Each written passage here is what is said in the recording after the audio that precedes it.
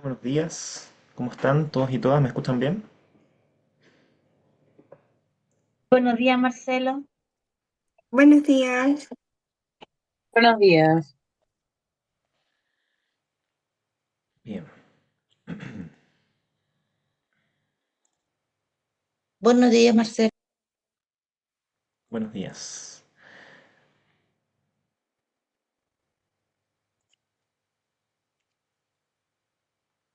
Estoy revisando que estén todos dentro.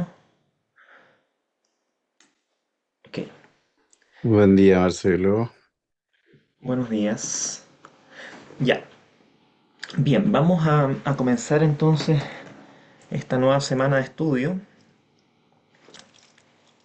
La sesión anterior nosotros estuvimos revisando la teoría general del contrato. Revisamos los principales aspectos de dicha materia. Les envié la grabación, por cierto, de la clase. Tuvimos oportunidad de revisar la definición del contrato y sus críticas, ¿cierto? Sus comentarios, los comentarios que la dogmática ha realizado en relación con dicha definición legal. Luego revisamos, bueno, las categorías principales que la dogmática ha esgrimido en relación con los contratos y específicamente lo revisamos a partir de los principios del derecho contractual. Y con mayor pormenor nos detuvimos en la autonomía de la voluntad y los cuatro subprincipios que de ella se desprenden. El principio del consensualismo, el principio de la libertad contractual, el principio de la fuerza obligatoria y el principio del efecto relativo del contrato. A partir de los subprincipios abarcamos distintas materias, como lo son las categorías de contratos reales, solemnes y consensuales, las clasificaciones en torno a los contratos forzosos, heterodoxos y ortodoxos, los contratos dirigidos, los contratos de adhesión. Luego revisamos la teoría de la imprevisión a consecuencia de la fuerza obligatoria como una gran excepción de este principio de fuerza obligatoria del contrato, fuerza vinculante. Y luego, por último, concluimos, si no mal recuerdo, con el efecto relativo del contrato y específicamente las excepciones, algunas de ellas reales y otras aparentes, como lo son la estipulación en favor de otro del artículo 1449 del Código y la promesa de hecho ajeno del artículo 1450. Bien, hubo una parte, digamos, que me hubiese gustado alcanzar a ver que tiene que ver con la buena fe, que sin embargo no alcanzamos a revisar por temas de tiempo. Sin perjuicio de ello, lo vamos a postergar cuando estudiemos los principios del derecho civil.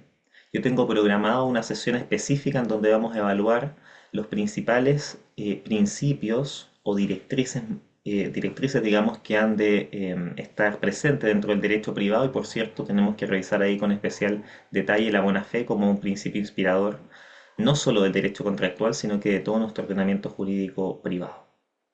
¿Ya? Hoy día entonces vamos a continuar con el programa.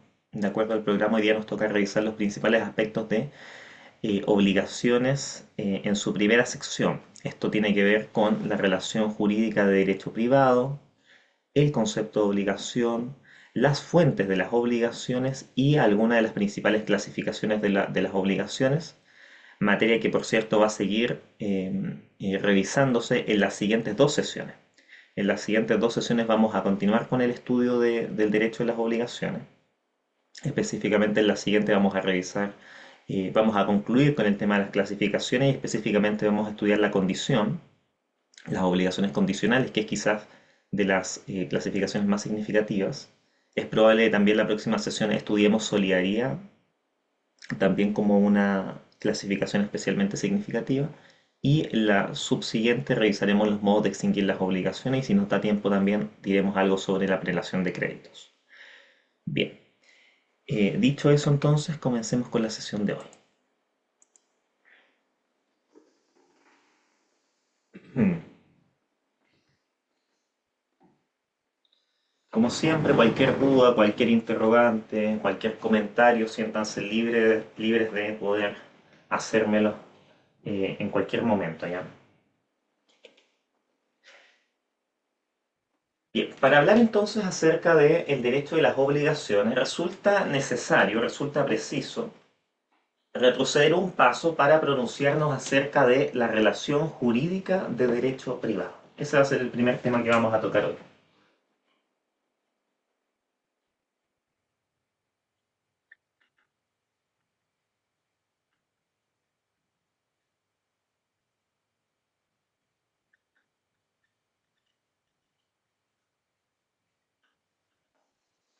Bien, la relación jurídica de derecho privado es aquel tipo de vínculo, aquella relación, si se quiere, que vincula a dos sujetos o a dos partes, una de las cuales ostenta la catalogación de sujeto activo y la otra la catalogación de sujeto pasivo.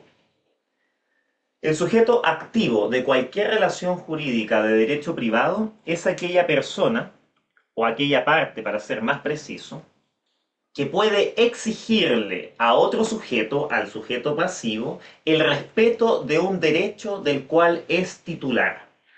El sujeto activo, dentro de una relación jurídica de derecho privado, repito, es aquel que tiene la capacidad suficiente para exigirle al sujeto pasivo, cualquiera éste sea, el respeto de un derecho del cual es titular. Por el contrario, el sujeto pasivo es aquel que tiene el deber de respetar el derecho del sujeto activo. Dentro de la relación jurídica entonces de derecho privado uno siempre puede identificar por un lado elementos. Tenemos por un lado el elemento o los elementos subjetivos, que tiene que ver con los sujetos de esta relación jurídica de derecho privado, y aquí encontramos, por cierto, al sujeto activo y al sujeto pasivo.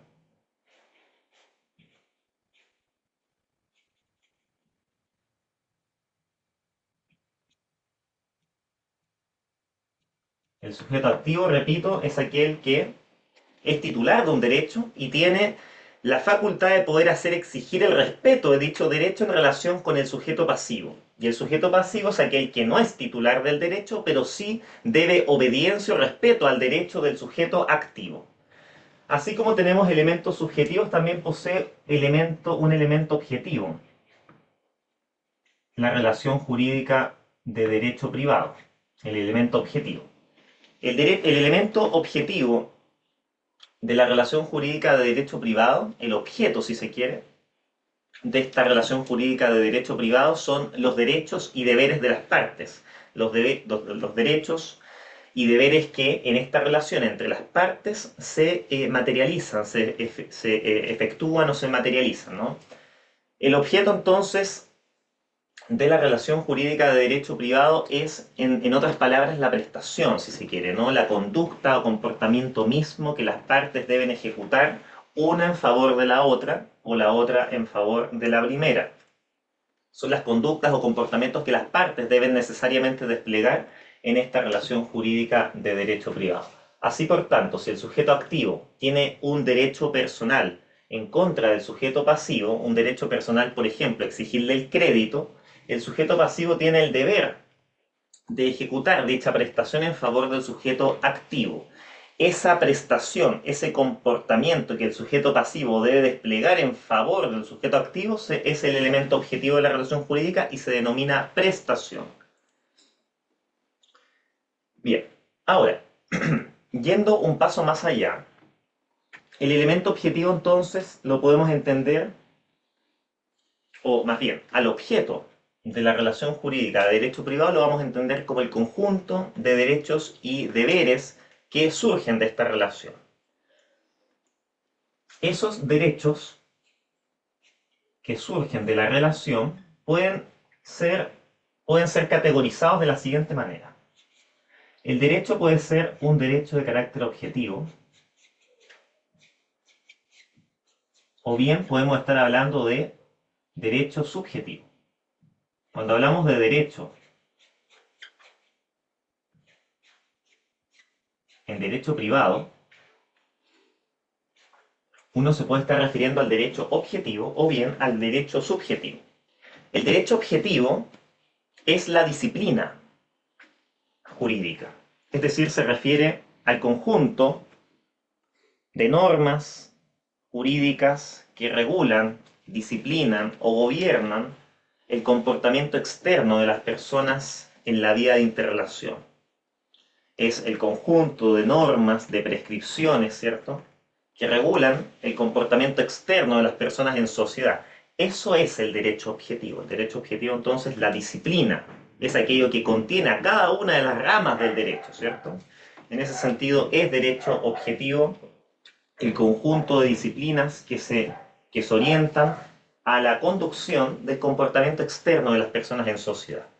Por el contrario, cuando hablamos de los derechos subjetivos, nos estamos refiriendo a aquella facultad de un individuo para exigirle a otro que lleve a cabo una cierta conducta o a lo menos respete un derecho. El derecho subjetivo, repito, es muy diferente al derecho objetivo. El derecho subjetivo se refiere a aquella facultad. Ya no es una disciplina jurídica, ya no es la disciplina del ordenamiento jurídico, ¿cierto? Sino que el derecho subjetivo es una facultad que se le reconoce a un individuo para que le exija a otro que lleve a cabo una cierta conducta en favor de ella, o al menos le respete un derecho. Los derechos subjetivos en ese sentido son los derechos que poseen los sujetos en sí mismos para exigirle a otro un determinado comportamiento o exigirle a otro el respeto de un derecho. Los derechos subjetivos pueden ser en derecho privado de dos tipos. Podemos tener derechos subjetivos extrapatrimoniales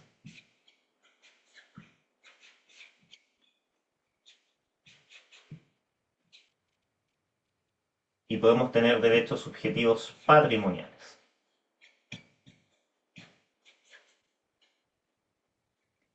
Los derechos subjetivos extrapatrimoniales son aquellos derechos subjetivos que no son susceptibles de apreciación pecuniaria. Los derechos subjetivos extrapatrimoniales son aquellos derechos subjetivos, es decir, facultades de un individuo para exigirle a otro un determinado comportamiento o el respeto de un derecho, cuyo contenido no es susceptible, no es merecedor de una apreciación o valorización pecuniaria, monetaria o dineraria. Ese sería un derecho subjetivo extrapatrimonial, aquel derecho subjetivo cuyo contenido no es susceptible de ser valorizado monetariamente. Dentro de los derechos subjetivos extrapatrimoniales encontramos dos grandes categorías: a los derechos de familia y a los derechos de la personalidad. Dentro de los derechos subjetivos extrapatrimoniales identificamos por un lado a los derechos de familia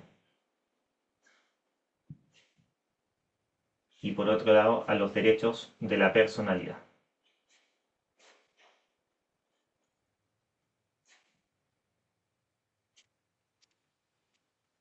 Los derechos de familia pueden ser, por ejemplo, el derecho a la custodia, ¿cierto?, de un hijo, el derecho a alimentos, el cuidado personal de un hijo o hija. Muy importante, aquí encontramos el derecho a alimentos, y el derecho a alimentos es un derecho subjetivo extrapatrimonial que deriva de las relaciones de familia. Esos son los derechos los derechos de familia, son aquellos derechos subjetivos extrapatrimoniales que derivan de esta relación de familia que vincula a los individuos. Y por otro lado tenemos a los derechos de la personalidad. Y los derechos de la personalidad son aquellos derechos que se tienen por el solo hecho de ser persona.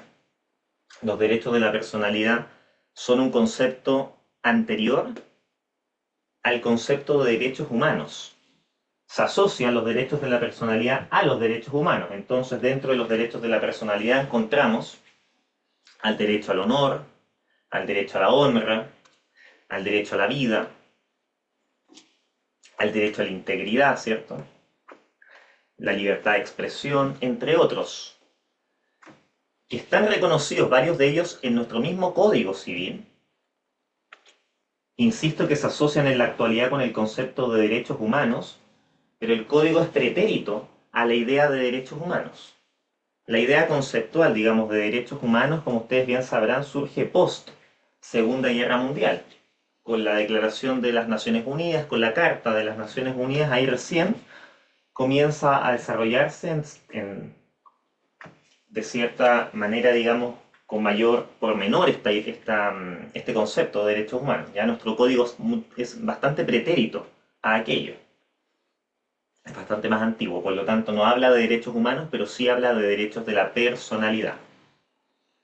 Bien, esos serían entonces derechos subjetivos extrapatrimoniales. Y por otro lado tenemos a los derechos subjetivos patrimoniales. Los derechos subjetivos patrimoniales son aquellos derechos subjetivos, derechos de los sujetos, que sí son susceptibles de ser avaluados pecuniariamente, sí son susceptibles de ser valorizados monetariamente. Y dentro de los derechos subjetivos patrimoniales, en el derecho privado logramos identificar dos grandes categorías.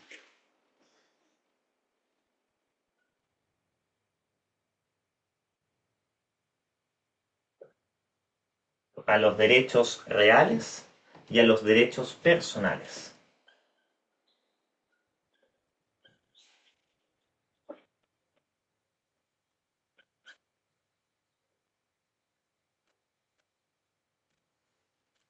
Dentro de los derechos subjetivos patrimoniales, es decir, aquellos susceptibles de ser avaluados pecuniariamente, encontramos a los derechos reales y a los derechos personales.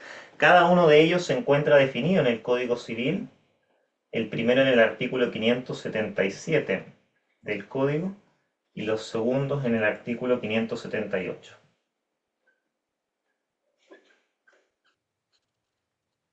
Ambos, insisto, del Código Civil. Los derechos reales es una materia que, por cierto, vamos a comenzar a estudiar luego de estudiar todo el tema de las obligaciones, y se refieren a los derechos que se tienen directamente sobre una cosa sin respecto a determinada persona. Así se definen en nuestro Código Civil. En nuestro Código Civil encontramos a los derechos reales definidos en el artículo 577, el cual prescribe que son derechos reales aquellos derechos que se tienen directamente sobre una cosa sin respecto a determinada persona. Y ejemplos, por tanto, de derechos reales, es decir, aquellos derechos que yo los detento directamente sobre una cosa, son el derecho real de dominio o propiedad, el derecho real de usufructo, el derecho real de uso, el derecho real de habitación, el derecho real de hipoteca, el derecho real de herencia, el derecho real de censo, el derecho real de servidumbre, entre otros. Esos son algunos de los principales derechos reales. Son derechos todos ellos que yo ejerzo de manera inmediata, de manera directa, sobre una cosa, sin respecto a determinada persona. En cambio, los derechos personales, definidos en el artículo siguiente, en el artículo 578, son aquellos derechos que sólo pueden reclamarse sobre ciertas personas que, por un hecho suyo o la sola disposición de la ley, han contraído obligaciones correlativas. Lo repito, el artículo 578 define a los derechos personales como aquellos derechos que yo ejerzo, disculpen, son aquellos derechos que sólo pueden reclamarse. Los derechos personales o créditos son aquellos que sólo pueden reclamarse de ciertas personas que, por un hecho suyo o la sola disposición de la ley, han contraído obligaciones correlativas. El derecho personal o crédito, entonces, ya no lo ejerzo directamente sobre una cosa, sino que lo reclamo de cierta persona que se ha visto obligada, bien sea por la sola disposición de la ley o porque esa persona ha contraído una obligación para con quien se la exige luego, para quien detenta la titularidad del crédito. Eso es el derecho personal. En ese sentido, el Código nos presenta dos ejemplos. Nos dice que es un derecho personal el que tiene el prestamista en relación con aquella persona a quien le prestó el dinero. Entonces, el prestamista tiene el crédito en contra de aquella persona a quien le prestó el dinero para que esta otra se lo restituya. Ese es el primer ejemplo que nos da el código. Y el segundo ejemplo es el crédito que tiene el hijo contra el padre para cobrarle alimentos.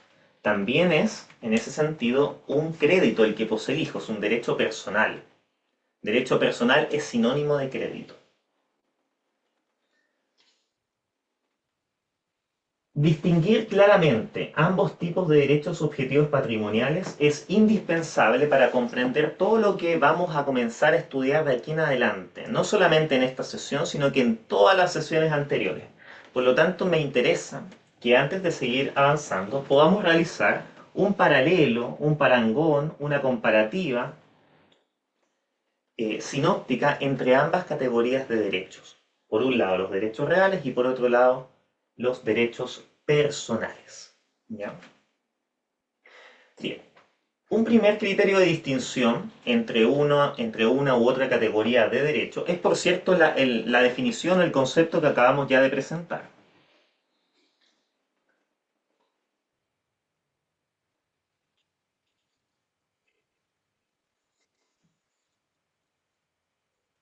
So, veamos los criterios de distinción.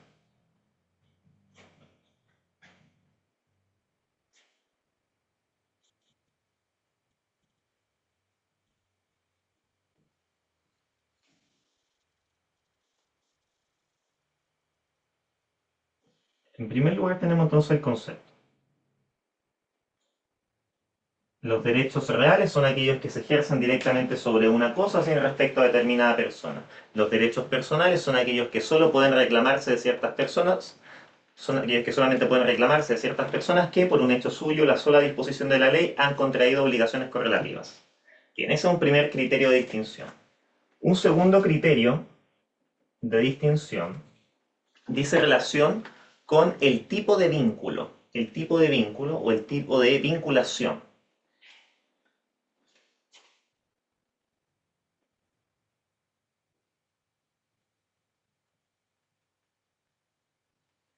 Este es un criterio de distinción que la mayoría de los estudiantes y alguna parte de la doctrina tiende a mencionar como la principal diferencia entre un derecho real y un derecho personal. El derecho real sería un vínculo entre una persona y una cosa, mientras que el derecho personal sería un vínculo entre dos personas o entre dos partes. Muchos de los estudiantes, repito, tienden a identificar este criterio como la principal diferencia entre los derechos reales y los derechos personales, indicando que en los derechos reales el vínculo se presenta entre una persona y una cosa, únicamente entre una persona y una cosa, mientras que en los derechos personales la relación es entre dos personas o entre dos partes. ¿Ya? Ahora bien, para que esa respuesta sea precisa, no basta señalar aquello, sino que hay que ser algo más preciso. En la relación de derechos reales, la relación no es única y exclusivamente entre una persona y una cosa, como pareciera desprenderse del artículo 577, ¿cierto? El artículo 577 dice que el derecho real es aquel que se tiene directamente sobre una cosa sin respecto a determinada persona. Por lo tanto, en ese tipo de derechos reales, en ese tipo de relación jurídica, la relación tendría a un sujeto activo, que es el titular del derecho real, y no tendríamos sujeto pasivo, no habría sujeto pasivo. Tendríamos a un titular, a un sujeto activo de la relación y tendríamos un objeto de la relación que sería la cosa sobre la que se detenta el derecho real. Por ejemplo, si yo soy propietario, es decir, tengo derecho real de dominio sobre este reloj, yo ejerzo directamente mi propiedad sobre este reloj sin respecto a determinada persona. Lo ejerzo de inmediato, de manera directa, y no me interesa nada más que el reloj. No tengo que preguntarme sobre la relación que este reloj pueda tener con cualquier otra persona. Ahora bien, la relación con todo reconoce igualmente a una categoría de sujeto pasivo. O sea, aun cuando en el derecho real el derecho se ejerza directamente sobre una cosa y existe en principio solo un sujeto activo que es el titular del derecho real, igualmente es posible identificar a un sujeto pasivo. Esta idea fue desarrollada por vez primera, con cierto grado de sistematicidad, por el jurista francés Marcel Planiol, uno de los más destacados civilistas de la Francia decimonónica. Planiol señalaba que, si bien es cierto, en la relación jurídica de derechos reales existía una preeminencia entre el sujeto y la cosa, también existe un sujeto pasivo. Y el sujeto pasivo es toda la sociedad quien le debe respeto al sujeto activo, al titular del derecho, sobre su propio derecho real. Así por tanto, si yo soy propietario de este reloj, yo tengo el derecho real de dominio sobre este reloj, yo puedo exigirle el respeto de mi derecho de propiedad a toda la sociedad. Por lo tanto, toda la sociedad sería el sujeto pasivo en relación con mi derecho real de dominio sobre este reloj. Así por tanto, yo no puedo exigirle que la sociedad haga algo en relación conmigo, pero sí puedo exigirle el respeto de mi derecho del cual yo tengo propiedad. El derecho de propiedad sobre la cosa en específico. A esa teoría se le denomina la teoría de la obligación pasivamente universal. Esa es la teoría planteada, repito, por Marcel Planiol. Por lo tanto, si ustedes van a decir que la principal diferencia entre los derechos reales y los derechos personales es que en los derechos reales solamente existe sujeto activo y cosa, y en los derechos personales existe sujeto activo y sujeto pasivo, y una prestación entre medio, una obligación, tienen que ser lo más preciso posible en indicar que, sin embargo, en los derechos reales igualmente es posible identificar una categoría de sujeto pasivo, quien es la sociedad en su conjunto, quien le debe respeto o amparo al derecho del cual es titular el sujeto activo. ¿Se entiende esta idea?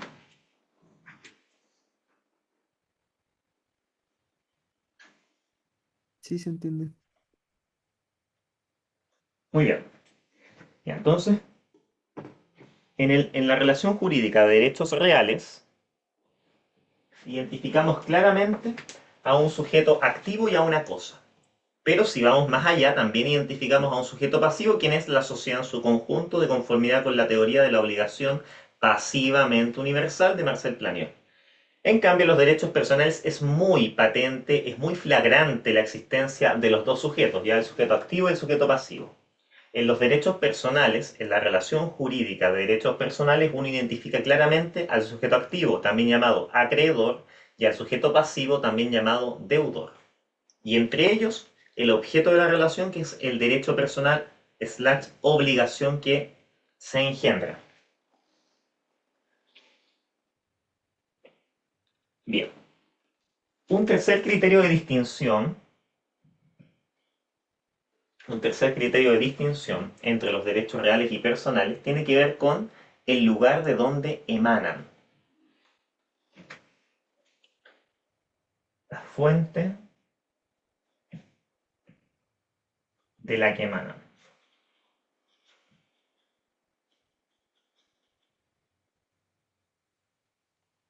Los derechos reales, en primer lugar, solamente los establece la ley. La ley es la única fuente directa e inmediata de los derechos reales. Solamente la ley establece cuáles son los derechos reales.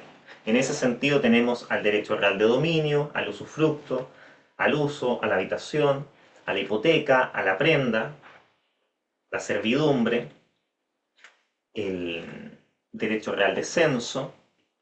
Esos se encuentran dentro del Código Civil, y entonces el mismo legislador los establece como derechos reales.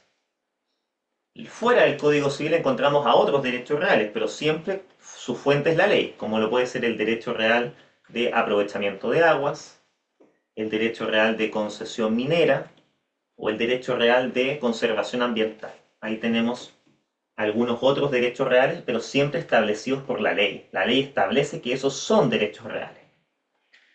Por lo tanto, de la voluntad de las partes no pueden hacer nacer un nuevo derecho real que no esté explícitamente establecido en la ley. Ahora, para efectos de que ese derecho real se constituya o nazca propiamente tal, se requiere de algún modo de adquirir el dominio. Se requiere algún modo de adquirir el dominio. O sea, cómo hago nacer un derecho real de hipoteca? Mediante la tradición de ese derecho real, o más bien, en base a la constitución de ese derecho real de hipoteca a través de la manera en que la ley lo establece. Esa manera es la tradición del derecho real de hipoteca, que consiste en la inscripción del derecho real en el conservador respectivo. Entonces, ahora, si bien es cierto, los derechos reales solo están establecidos en la ley, solamente la ley es la fuente creadora inmediatamente de los derechos reales, para efectos prácticos, estos nacerán o se constituirán una vez que se haya efectuado un modo de adquirir respectivo. ¿Cómo ustedes hacen dueños? ¿Cómo ustedes adquieren el derecho real de dominio sobre una cosa? Bueno, una vez que haya operado el título y el modo. Y el modo de adquirir es la tradición, en ese caso. En cambio, ¿de dónde emanan los derechos personales? ¿Cómo nacen los derechos personales o créditos? A través de las fuentes de las obligaciones. A través de las fuentes de las obligaciones. ¿Cómo yo me obligo? ¿Cómo yo adquiero un crédito? Eso será siempre luego de que haya operado un modo de adquirir el dominio. Disculpen, una fuente de las obligaciones. Una fuente de las obligaciones. Entonces, ¿cómo yo me obligo para con, no sé, para con Bruno a pagarle el precio de la compraventa? Bueno, porque antes de eso nosotros celebramos un contrato. Y ese contrato generó obligaciones y derechos personales.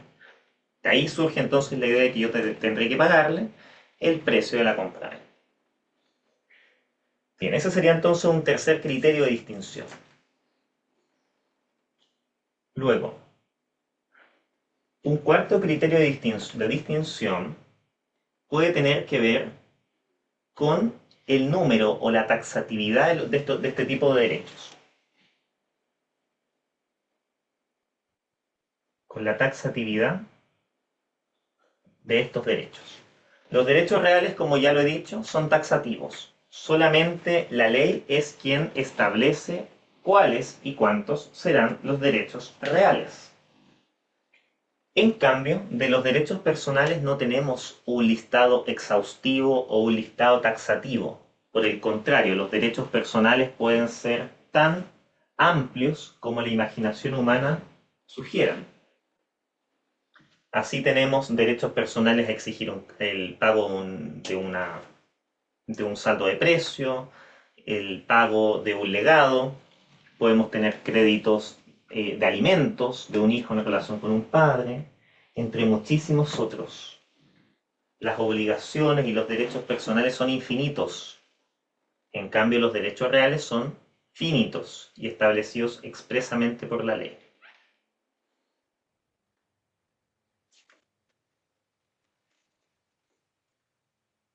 Otro criterio de distinción tiene que ver con la consumación del derecho.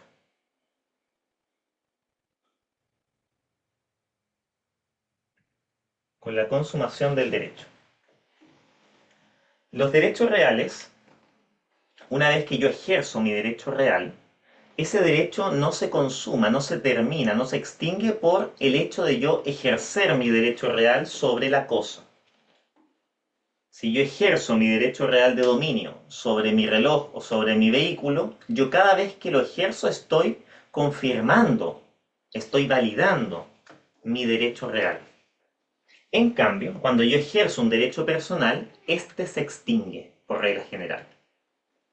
Entonces, si yo tengo el derecho a exigirle el pago de un precio a Bruno, una vez que yo exijo el pago del precio y Bruno me paga, mi derecho se extingue, se consuma.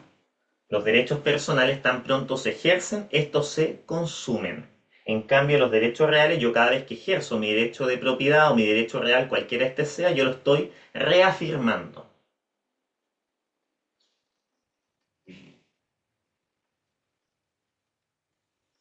Por último, un sexto criterio de distinción que pudiésemos identificar tiene que ver con la prescripción.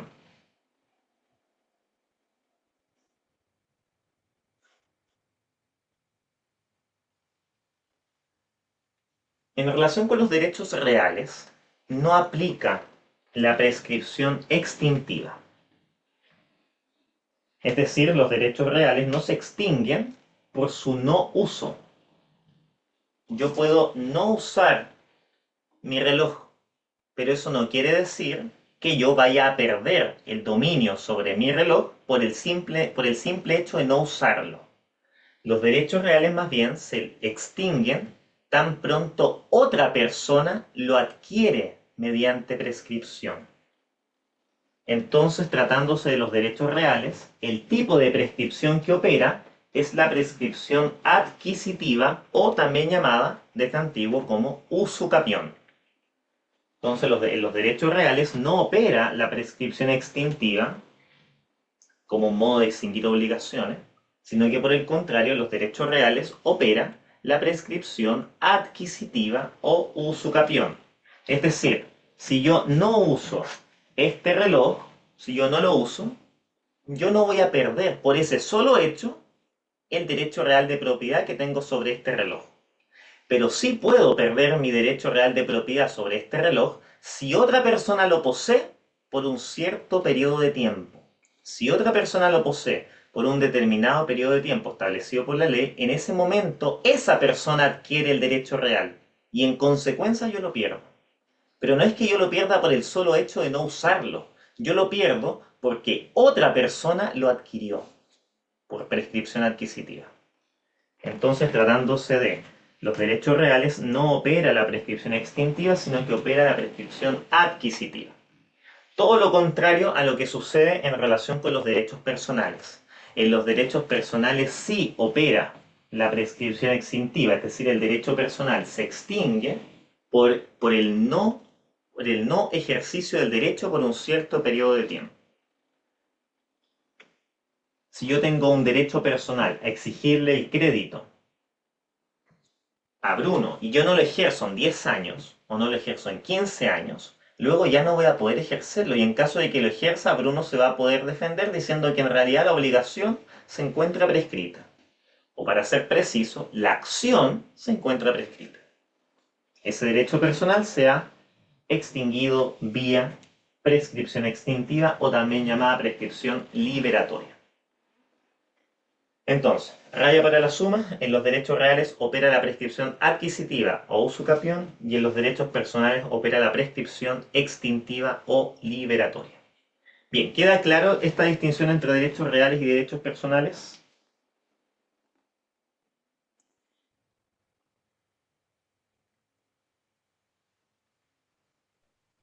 Sí, Marcelo, clarísimo. Ya, muy bien. Sigamos avanzando ahora en torno al concepto de obligación. Para hablar de la obligación, resulta preciso distinguirla de inmediato con la idea de derecho personal.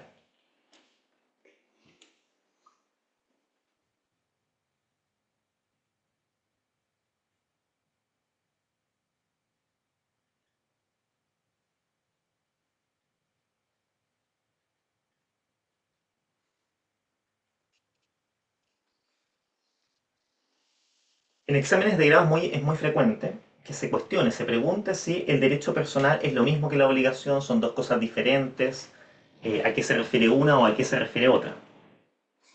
Y sobre ese punto en general hay bastante confusión por parte de la mayoría de los estudios. En realidad, el derecho personal y la obligación, mirados desde un punto de vista bien estricto, son exactamente lo mismo. Son exactamente lo mismo, pero mirados desde puntos de vista diferentes. Será derecho personal desde el punto de vista del acreedor y será obligación desde el punto de vista del deudor. Pero es exactamente lo mismo. Es la misma prestación, pero mirada desde puntos de vista diferentes.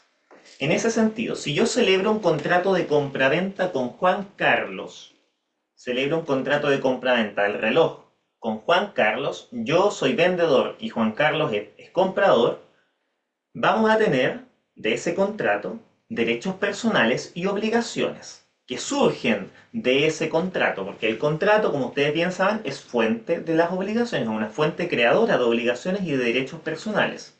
Entonces, de ese contrato de compra-venta celebrado entre yo y Juan Carlos, surge, por un lado, la obligación de pagar el precio y surge, por otro lado, la obligación de entregar la cosa, ¿cierto? No siempre se centra en las obligaciones, pero así como existe la obligación de pagar el precio y existe la obligación de entregar la cosa, correlativamente existen dos derechos personales inmediatos, que es el derecho personal a que me entreguen la cosa y el derecho personal a que me paguen el precio.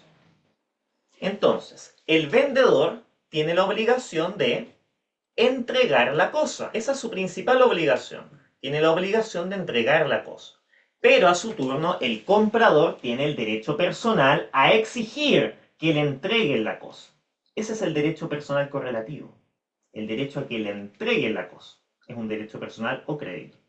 Y por otro lado, el comprador tiene la obligación de pagar el precio.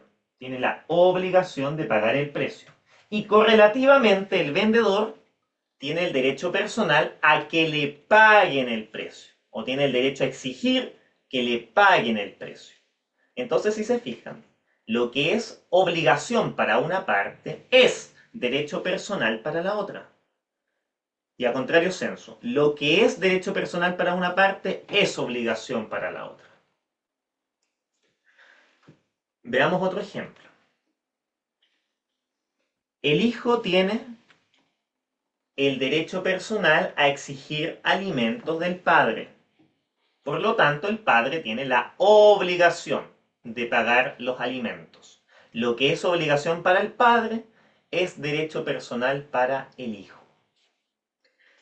Entonces, siempre que hay una obligación, siempre y absolutamente en todos los eventos, habrá un derecho personal correlativo. Son dos conceptos inescindibles, indisociables, que no se pueden diluir uno con el otro. Donde hay una obligación, hay un derecho personal. Donde hay un derecho personal o crédito, hay una obligación. Yo no los puedo separar, no los puedo escindir, no los puedo dividir o fraccionar. Siempre estarán juntos de la mano, pero mirados desde puntos de vista diferentes. ¿Se entiende esta idea?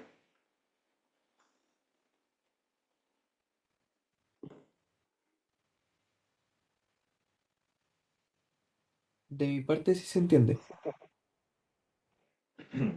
Muy bien. Ya, vamos ahora ya con una definición algo más canónica de las obligaciones, ¿ya? Las obligaciones se tienden a definir como aquel vínculo jurídico entre partes determinadas, en virtud de la cual una de ellas, llamada acreedor, disculpen, una de ellas, llamada deudor, se encuentra en la necesidad jurídica de efectuar en favor de la otra, llamada acreedor, una determinada prestación que bien puede ser de dar, hacer o no hacer alguna cosa. Lo repito.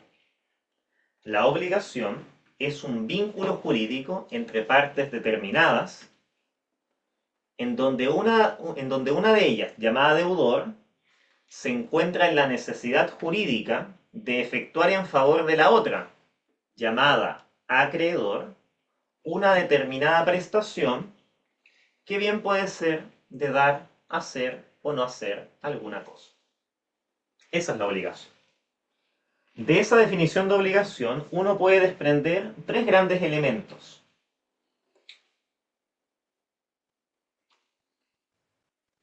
Por un lado, la idea de vínculo jurídico.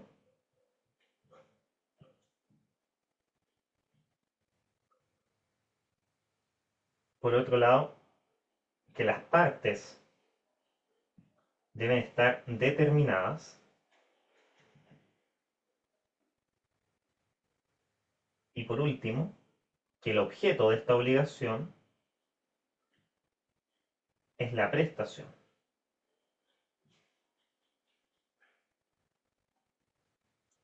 Esos son los elementos de la obligación.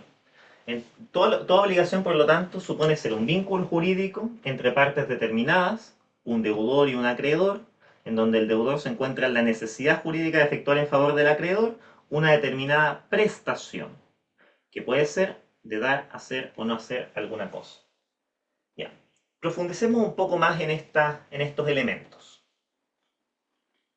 A veces uno tiende a memorizar la definición, a memorizar los elementos, sin profundizar lo suficiente, de modo tal que luego entra en conflicto con las excepciones, porque vamos a ver que la obligación por regla general es esto, pero a veces podemos encontrar obligaciones, por ejemplo, en donde las partes no están determinadas, o en donde la prestación no es ni dar, hacer o no hacer alguna cosa, pueden ser cosas diferentes, ¿ya? Lo vamos a ver a continuación. Ya. Entonces el primer elemento es el vínculo jurídico. Esto tiene que ver que las dos partes se enlazan en un sentido estrictamente jurídico. No es un enlace moral, no es un enlace ético, sino que más bien se trata de un enlace propiamente jurídico, de modo tal que si una parte incumple con su obligación, la otra parte puede exigir compulsivamente el cumplimiento. ¿Por qué? Porque el vínculo es jurídico, es obligatorio, vinculante.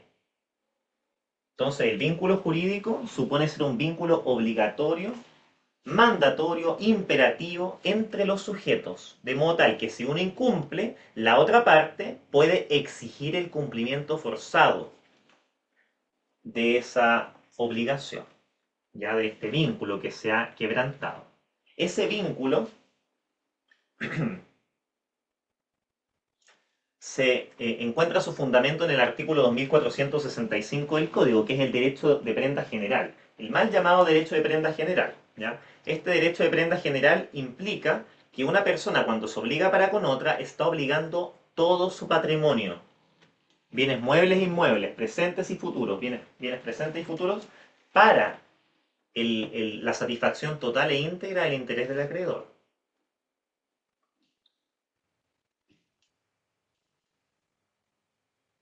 Es importante señalar que este vínculo entre sujetos, entre partes, no ha de entenderse como un vínculo estrictamente en donde una persona se obliga en cuanto a su persona, sino que una persona está obligando a su patrimonio. Esta es una importante diferencia con el derecho premoderno. En el derecho premoderno, las personas cuando contraían una obligación no se obligaban de manera simplemente patrimonial, sino que obligaban a su propio cuerpo. Su status libertatis, su estatuto de libertad, se veía comprometido si ellos incumplían con sus obligaciones. Pensemos en derechos premodernos, como el derecho romano. En el derecho romano, si una parte tenía una deuda con otro y la incumplía, el acreedor tenía derecho a incluso esclavizarlo. ¿Por qué? Porque él no está obligando solamente a su patrimonio, él está obligando a su persona misma, a su corporeidad absoluta. Una gran diferencia entonces con el derecho moderno y el premoderno es que en el derecho moderno las obligaciones no implican en ningún caso obligar a la persona misma. Uno obliga los bienes de su patrimonio. Es por eso que hoy en día no existe, más bien, la prisión por deuda. A una persona no lo pueden condenar penalmente y llevarlo por tanto a la cárcel por el simple hecho de no haber cumplido con sus obligaciones patrimoniales. Eso reconoce una única excepción que tiene que ver con las deudas vinculadas a alimentos. ¿Ya? Pero todo el resto de las deudas no pueden implicar en ningún caso una condena penal de modo tal que se le restrinja la libertad a un individuo por el solo hecho de tener deudas. Entonces las personas deben entenderse más bien como centros de interés que obligan su patrimonio. Ya, ok. Dentro de la idea de vínculo jurídico, uno logra identificar dos subrelaciones. Tenemos por un lado a la relación de deuda o relación de débito, y por otro lado a la relación de responsabilidad. En general, la relación de deuda o débito y la relación de responsabilidad van a estar siempre de la mano y ambas van a coincidir en la figura del deudor. ¿Qué supone ambos tipos de relaciones? Por un lado, la relación de débito implica que un individuo tiene una deuda para con otro. Eso es todo. La relación de débito o deuda implica que una persona, un individuo, un centro de interés, tiene una deuda para con otro. Y la relación de responsabilidad implica que un determinado patrimonio se encuentra al servicio del cumplimiento de la obligación. La relación de responsabilidad, repito, implica que un determinado patrimonio se encuentra al servicio del cumplimiento o la satisfacción íntegra de la obligación. Entonces, por regla general, la relación de deuda o de débito y la relación de responsabilidad radican en la figura del deudor. El deudor es quien tiene una deuda para con otro y el patrimonio del deudor es el que está al servicio del cumplimiento de esa obligación. Sin embargo, uno puede identificar excepciones. Casos en donde la relación de deuda y la relación de responsabilidad se disocian, en donde no van a estar ambas centradas en la figura del deudor. ¿Se les ocurre a ustedes algún ejemplo de una relación en donde exista deuda, pero no exista responsabilidad? Esto es, que una persona tenga una deuda para con otra, pero su patrimonio no esté al servicio del cumplimiento de la obligación. Las obligaciones naturales. Ya, bien, Bruno, bien. En las obligaciones naturales, el deudor posee, naturalmente, un débito, una deuda para con el acreedor. Sin embargo, su responsabilidad, su patrimonio, no está al servicio del cumplimiento de esa obligación. ¿Por qué? Porque la obligación es natural y no es exigible, de conformidad con la exégesis del artículo 1470. Las obligaciones naturales, ya las vamos a revisar con más pormenor, son aquellas que no conceden acción para exigir su cumplimiento, pero sí otorgan excepción para retener lo pagado en razón de ellas. En las obligaciones naturales, entonces, tenemos una relación de deuda, pero sin responsabilidad. ¿Por qué? Porque el patrimonio del deudor no se encuentra al servicio del cumplimiento de la obligación. Un ejemplo claro de obligación natural son las obligaciones civiles prescritas.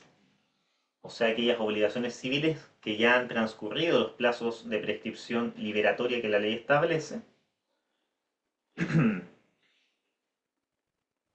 y que por tanto ya no es exigible. Pero el deudor igualmente puede pagar y en caso de que pague, el acreedor tiene derecho a retener lo pagado en razón de ello. Bien. Así como existe una relación de deuda sin responsabilidad, casos en donde el deudor tiene la deuda, pero su patrimonio no está al servicio del cumplimiento de la obligación, existen casos inversos, casos en donde no existe deuda, pero sí existe responsabilidad. O sea, una persona no contrajo una obligación para con otra, pero igualmente su patrimonio está al servicio del cumplimiento de la obligación. Fíjense, el primer caso de responsabilidad de deuda sin responsabilidad es el caso en donde el deudor, a pesar de tener la deuda, su patrimonio no está al servicio del cumplimiento de la obligación. Y el segundo caso es el caso de responsabilidad sin deuda, que es el caso en donde una persona no contrajo una deuda con otra, pero aún así su patrimonio está al servicio del cumplimiento de esa obligación. ¿Se les ocurre algún ejemplo de eso último? ¿De un caso de responsabilidad sin deuda?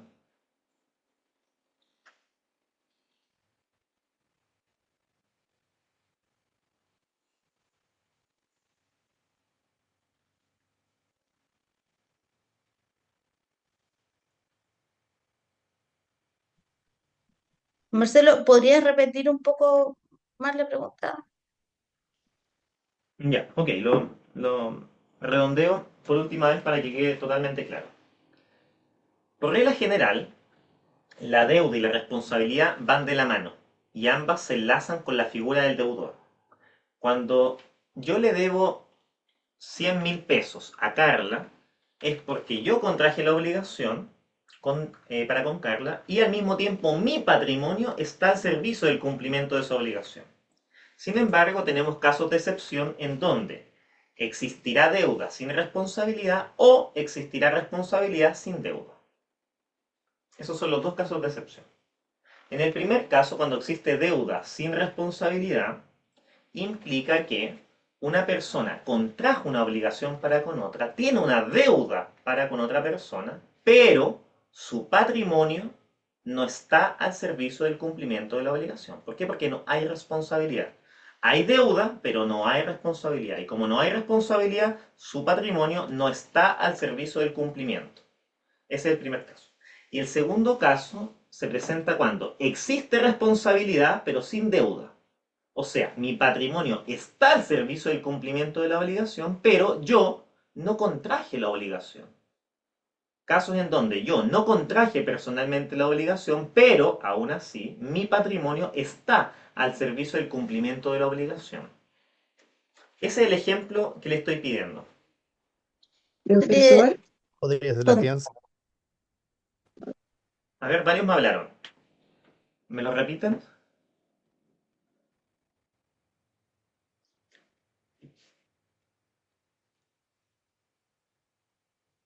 A ver, Carla, ¿qué me decía usted?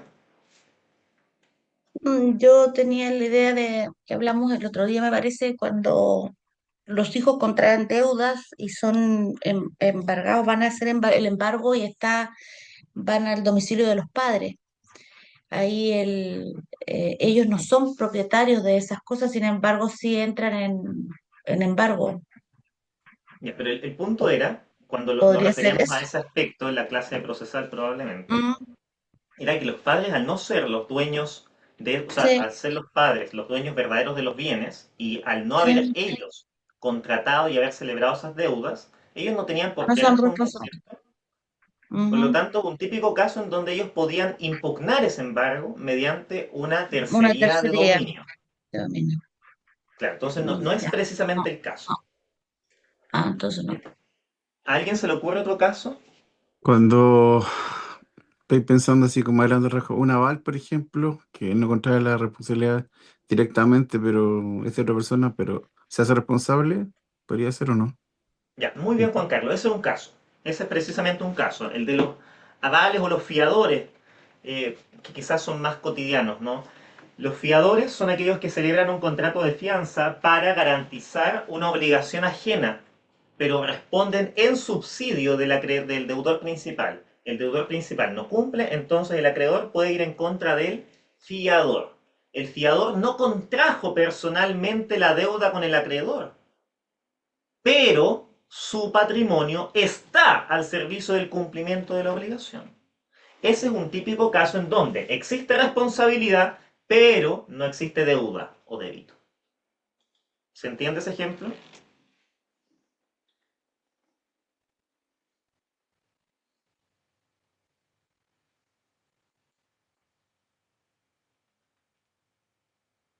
Sí, sí, Sí, sí, entiendo. Marcelo, no hay problema. Ahora, otro caso, que a mí incluso me parece más flagrante, es el caso del tercer poseedor de la finca hipotecada. ¿A alguno de ustedes les suena ese ejemplo? De todas maneras lo vamos a estudiar cuando revisemos hipoteca, pero ¿alguno tendrá algún preconcepto del tercer poseedor de la finca hipotecada?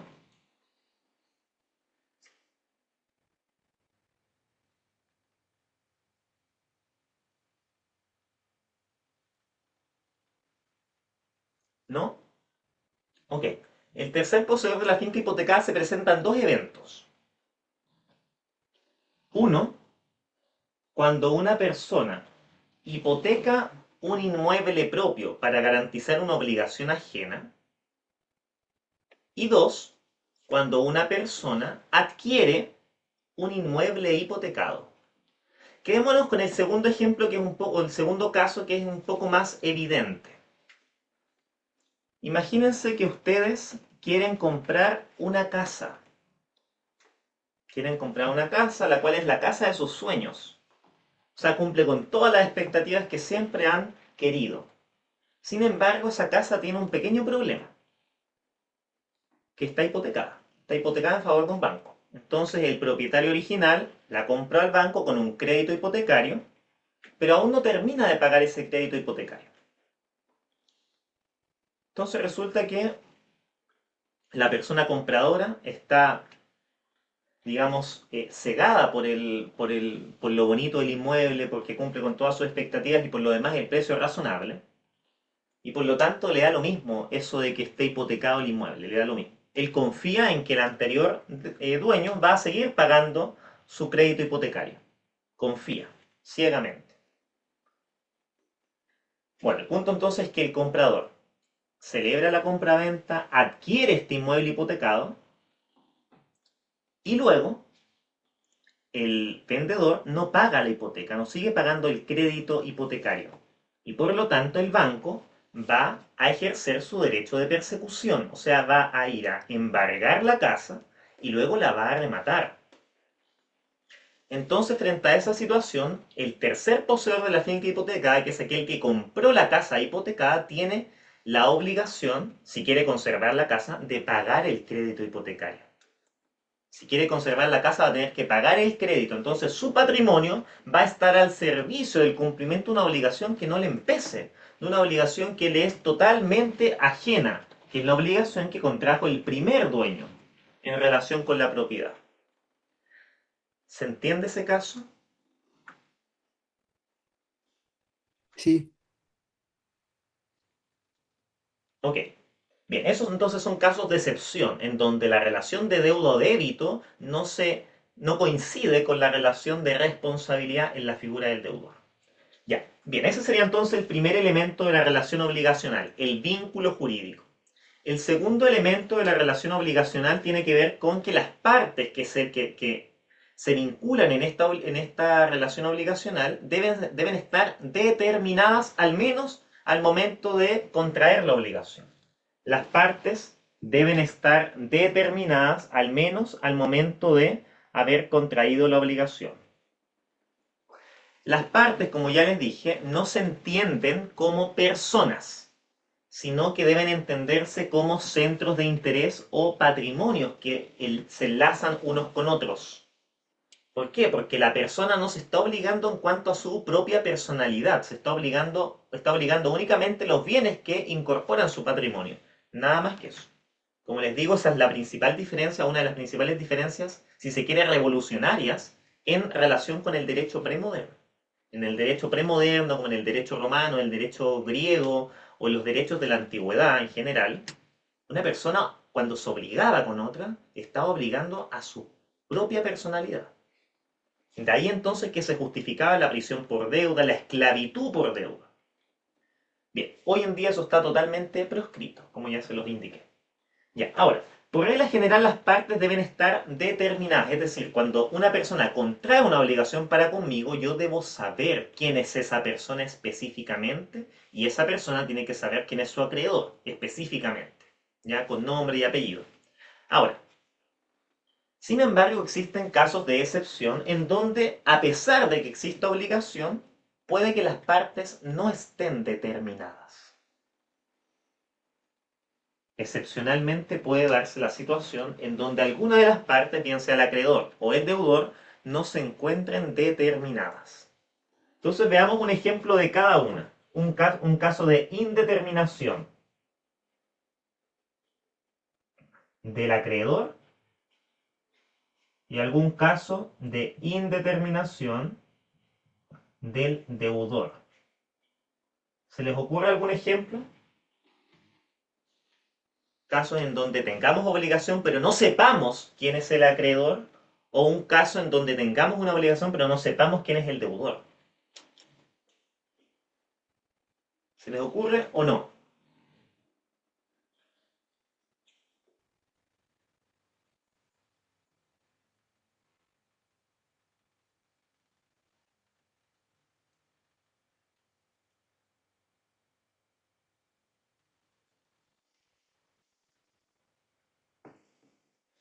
Yo les doy algunos ejemplos entonces. Caso de indeterminación del acreedor.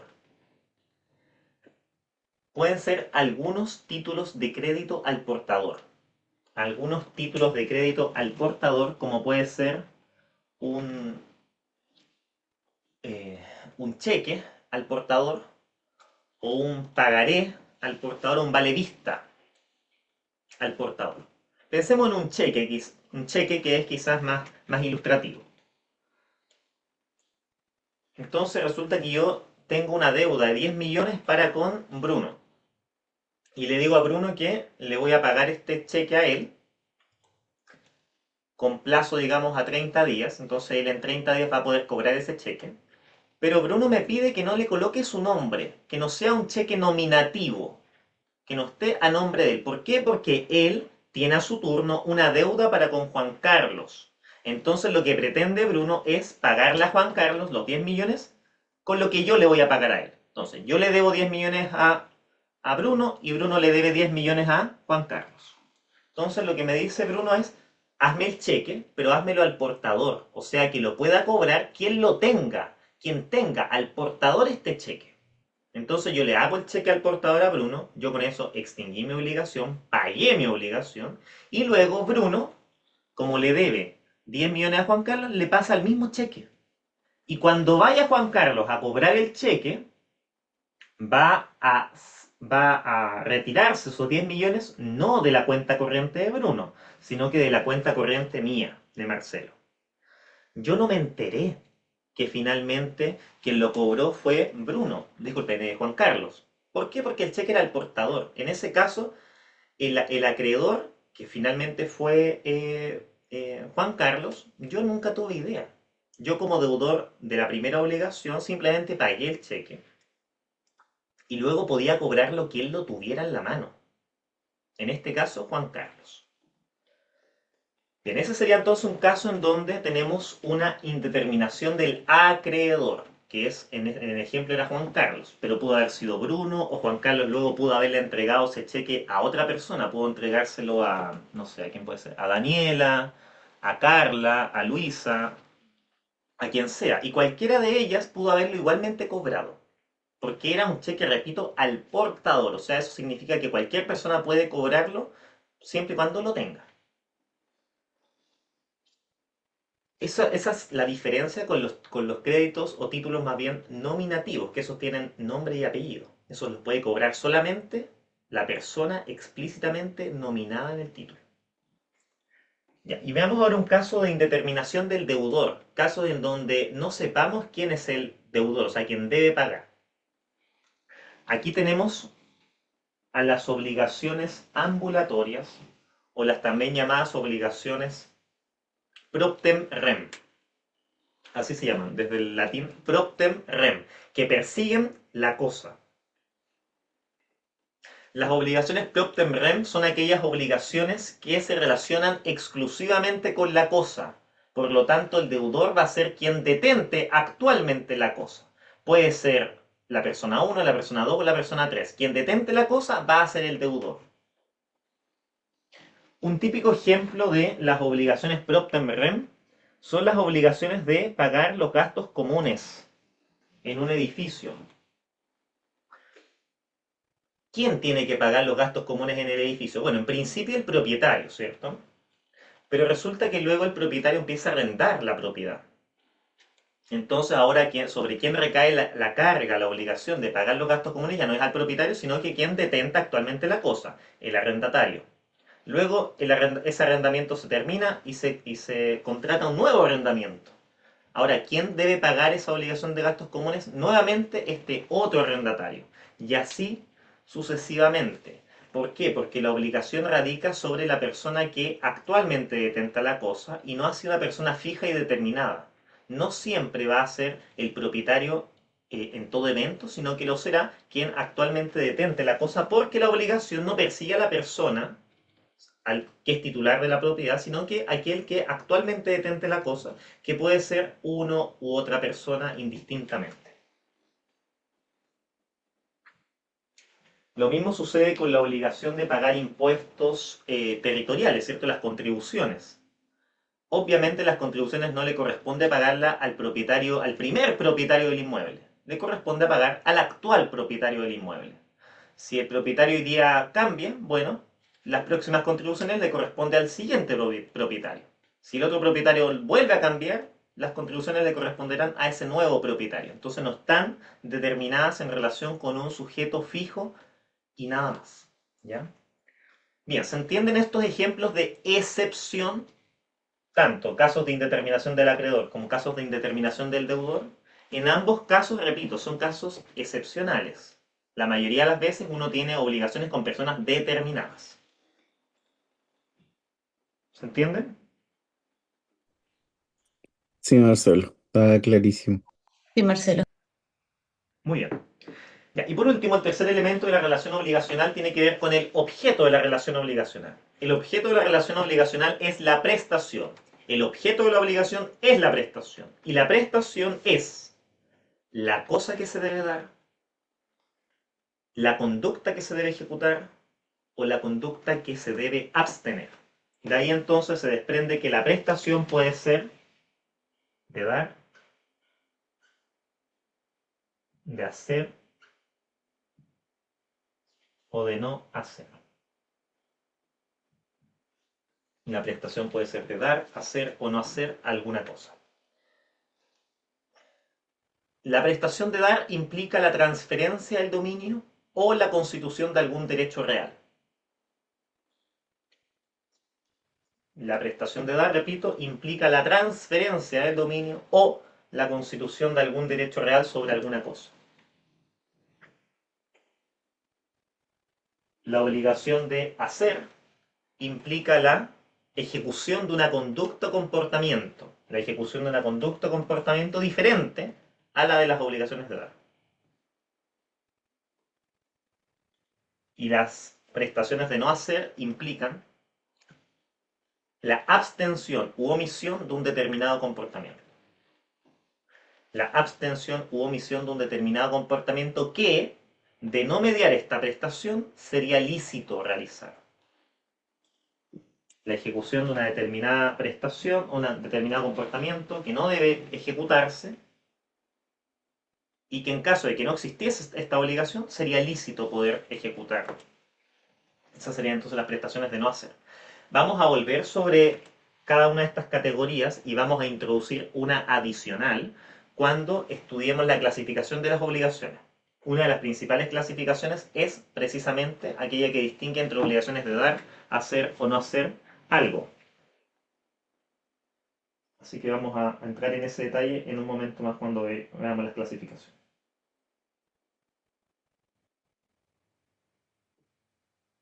Ya. ¿Alguna duda hasta el momento, hasta lo que hemos revisado? Ahora vamos a ir al tema de las fuentes de las obligaciones. Bien.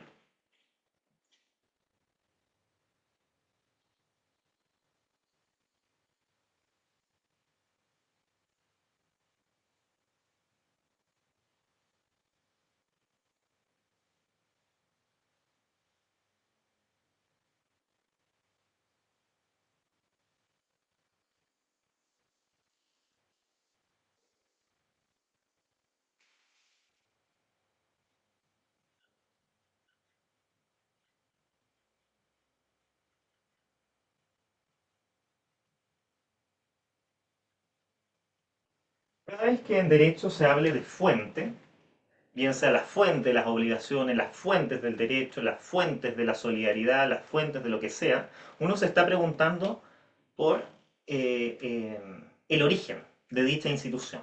Si uno se pregunta entonces sobre las fuentes del derecho, uno se pregunta, bueno, ¿de dónde surgen, de dónde se origina el derecho? Si uno se pregunta por las fuentes de las obligaciones, se está preguntando de dónde se originan las obligaciones.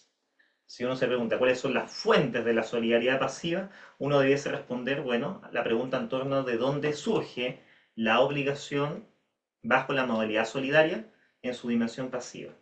¿Ya? Entonces, a eso nos estamos refiriendo cuando hablamos acerca de las fuentes de las obligaciones. ¿De dónde emanan, de dónde dimanan las obligaciones? Estas obligaciones pueden surgir de acuerdo a la teoría clásica, que es una teoría que tiene su origen nada menos que en las institutas de Gallo, en la República, en épocas de la República Romana, y que luego fue refrendado en las institutas de Justiniano y contenidas, por tanto, en el Corpus Juris Civilis, son 5. 5 fuentes clásicas de las obligaciones.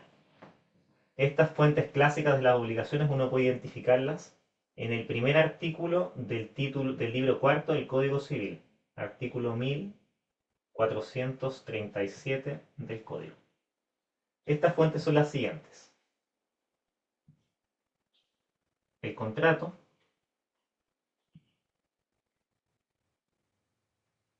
el cuasicontrato, el delito, el cuasidelito y la ley. Estas son las fuentes de las obligaciones, que, insisto, se encuentran en el artículo 1437 del Código Civil.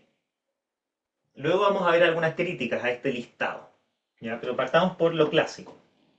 Entonces, las fuentes de las obligaciones son tradicionalmente estas 5: el contrato, el cuasicontrato, el delito, el cuasidelito y la ley. El contrato ya lo hemos definido desde la sesión anterior como aquel contrato convención, ¿cierto? Define la ley. Contrato convención es aquel acto por el cual una parte se obliga para con otra a dar, hacer o no hacer alguna cosa, y cada parte puede ser una o muchas personas. El contrato es fuente creadora de obligaciones y de derechos personales. Acuérdense, cada vez que hablemos de obligación tenemos que también hablar de derechos personales. Por lo tanto, si a ustedes le preguntan cuáles son las fuentes de las obligaciones, es lo mismo que le estén preguntando cuáles son las fuentes de los derechos personales. Es exactamente lo mismo, salvo que se miran desde puntos de vista diferentes, ¿ya? Entonces, el contrato es, como ya les digo, una fuente creadora de derechos personales y de obligaciones. Pero es muy importante que ustedes retengan que los contratos jamás son fuente creadora de derechos reales. Nunca a través de un contrato surge un derecho real. Jamás. En Chile al menos nunca un contrato posee efectos reales. Solamente posee efectos personales. Bien. Ejemplo entonces de contratos que creen obligaciones. Cualquier contrato, siempre por definición, va a crear obligaciones. Entonces, un contrato de compraventa crea la obligación de pagar el precio, crea el derecho personal a que le paguen el precio, crea el derecho personal a entregar la cosa, el derecho personal a que le entreguen la cosa, y crea la obligación de entregar la cosa. ¿Ya? Ese sería entonces un ejemplo clarísimo. Un contrato de comodato crea la obligación de restituir la cosa dada en comodato y crea también el derecho personal correlativo a que le entreguen la cosa dada en comodato. Un contrato de trabajo crea la obligación de realizar la faena, ¿cierto? Crea el derecho personal a exigir aquello, y también crea la obligación de pagar la remuneración. Crea la obligación de pagar la remuneración y el derecho personal a exigir el pago de la remuneración. Ya, todo contrato, por definición, crea obligaciones y derechos personales correlativos. Ya, el cuasicontrato es el hecho lícito no convencional que genera obligaciones. El cuasicontrato, repito, es el hecho lícito no convencional que crea obligaciones. Es parecido al contrato, salvo que en ella no media la convención, no media el acuerdo de voluntades, pero aún así crea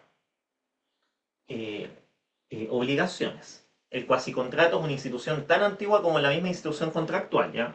Surge en el derecho romano bajo la nomenclatura del quasi ex contractus. Y el quasi ex contractus entonces es un hecho permitido por la ley, es un hecho permitido por el derecho,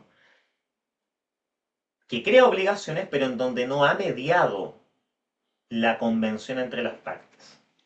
En nuestro sistema se reconocen 3 cuasicontratos: la agencia oficiosa,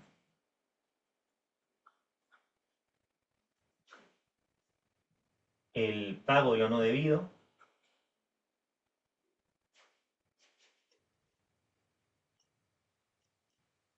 y el cuasi contrato de comunidad. Agencia oficiosa, pago de lo no debido y el cuasi contrato de comunidad. Por ejemplo, yo tengo que depositarle a Luisa hoy 2 millones de pesos. Y resulta que anoto el RUT de Luisa en la página de transferencia del banco, pero resulta que me equivoqué en un número de la cuenta corriente y resulta que esos 2 millones no fueron a la cuenta de Luisa, sino que se fueron a la cuenta de Juan Carlos. Entonces, en ese momento yo le estoy pagando algo que no le debo a Juan Carlos. Ahí hay un pago de lo no debido. Y por lo tanto, en relación con Juan Carlos surge una obligación. ¿Qué obligación será? De restituir. Exactamente, surge la obligación de restitución. Muy bien. Ahora, la pregunta es, ¿Juan Carlos prestó su consentimiento para obligarse?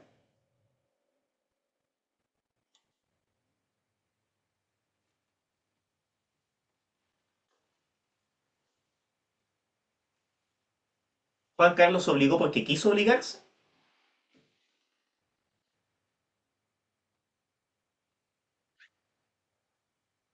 ¿O no?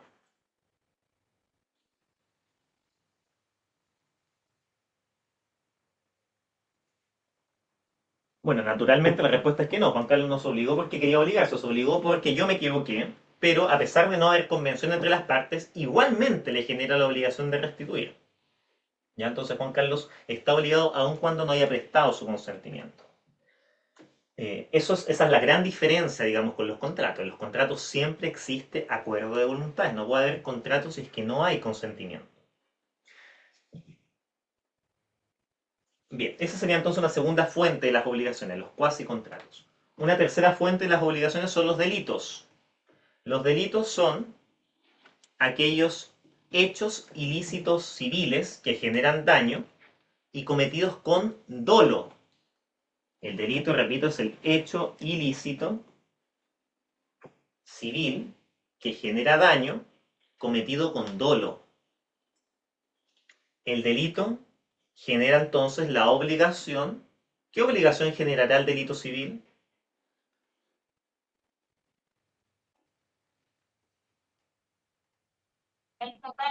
De indemnización de daño y perjuicio.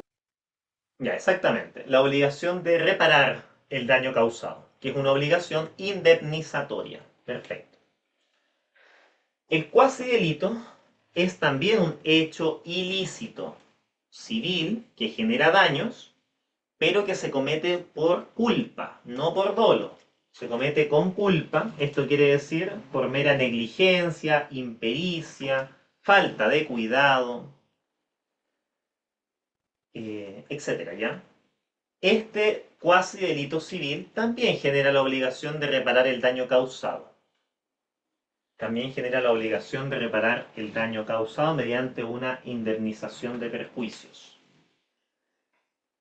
Ambos, repito, son hechos ilícitos civiles que generan daño. Su diferencia radica en si hubo la intención de generar ese daño, o sea, hubo dolo, o no hubo la intención de generar daño, es decir, culpa. Con todo, en materia de responsabilidad extracontractual, que ya vamos a evaluar en algunas sesiones posteriormente, la intención, el elemento volitivo del dolo o la culpa, en principio no tiene impacto sobre la indemnización. No tiene impacto sobre la indemnización, sobre el monto de la indemnización. O sea, si a una persona la atropellaron porque querían atropellarla y le generaron daños ascendentes a 10 millones, y otra persona atropelló a otra, digamos, pero no con dolo, sino que porque iba revisando el celular por mera negligencia o impericia, y también le generó daños ascendentes a 10 millones, en ambos casos se debe indemnizar lo mismo, porque el daño es el mismo. No hay un castigo adicional por el hecho de haber actuado con dolo en sede civil. No hay un castigo adicional. Eso sin perjuicio de los daños punitivos, que es algo que vamos a estudiar cuando veamos responsabilidad extracontractual. Ya no, es una institución que viene del derecho anglosajón. Los punitive damages, los daños punitivos. Ok, y por último tenemos a la ley también como fuente directa de creación de obligaciones. La ley siempre está detrás de cada una de estas fuentes de las obligaciones, por lo tanto se dice que la ley siempre es fuente mediata de las obligaciones. Siempre detrás de un contrato que crea obligaciones está la fuerza que la ley le entrega al contrato. Detrás de una obligación cuasi contractual existe la ley que le entrega valor a los cuasi contratos, etcétera, ¿ya? Pero también existen casos en donde la ley de forma directa e inmediata crea obligaciones y derechos personales correlativos. ¿Alguno de ustedes conoce algún ejemplo en donde la ley sea fuente directa e inmediata de la creación de derechos personales y obligaciones?